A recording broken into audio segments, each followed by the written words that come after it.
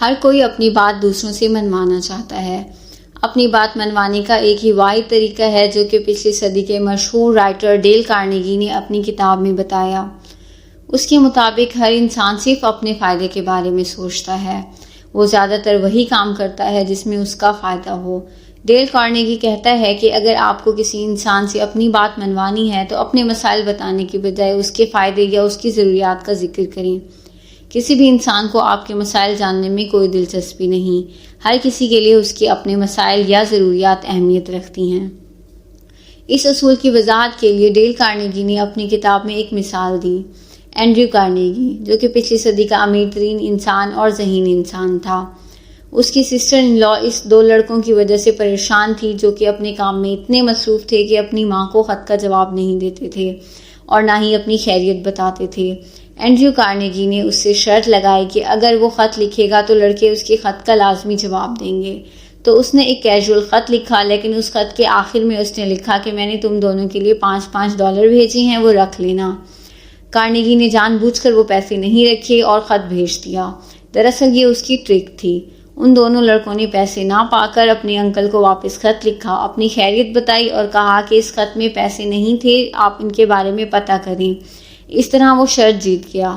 اس خط میں اس نے اپنے مسائل کا رونا نہیں رویا اور نہ ہی کہا کہ تم لوگ اپنی ماں کو خط کیوں نہیں لکھتے، بلکہ اس نے وہ بات کی جس میں ان کی دلچسپی تھی۔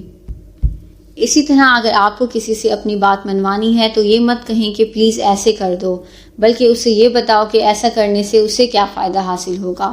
یہ بات ہمیشہ یاد رکھیں کہ کسی کو بھی آپ کے مسائل میں کوئی دلچسپی نہیں، اس کے لیے اس کے خود کے مسائل اہمیت رکھتے ہیں۔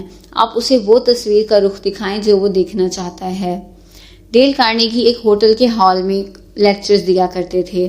ایک دن اچانک اس ہوٹل کے مالک نے کرایہ 3 گنا بڑھا دیا، جو کہ کارنیگی ادا نہیں کر سکتا تھا اور نہ ہی وہ ہال چھوڑنا چاہتا تھا کیونکہ سب کو بلایا جا چکا تھا اور تیاری مکمل ہو چکی تھی۔ کارنیگی نے اس ہوٹل کے مالک کو ایک خط لکھا جس میں اس نے کرایہ بڑھانے کے فائدے اور نقصانات بتائے اور کہا کہ فیصلہ آپ کے ہاتھ میں ہے۔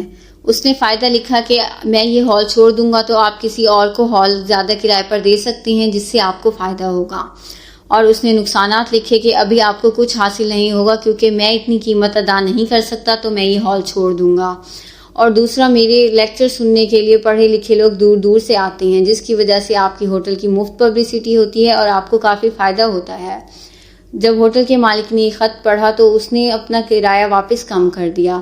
اس خط میں کارنیگی نے اپنی پریشانی کے بارے میں بتانے کے بجائے ہوٹل کے مالک کو اس کے فائدے کی بات کی اور مالک نے اپنا فائدہ دیکھ کر اس کی بات مان لی۔ تو کسی سے بات منوانے کا طریقہ یہی ہے کہ آپ اس سے اس کی دلچسپی کے بارے میں بات کریں۔ اگر آپ کو ویڈیو پسند آئی تو اسے لائک کریں اور چینل کو سبسکرائب کرنا مت بھولیں۔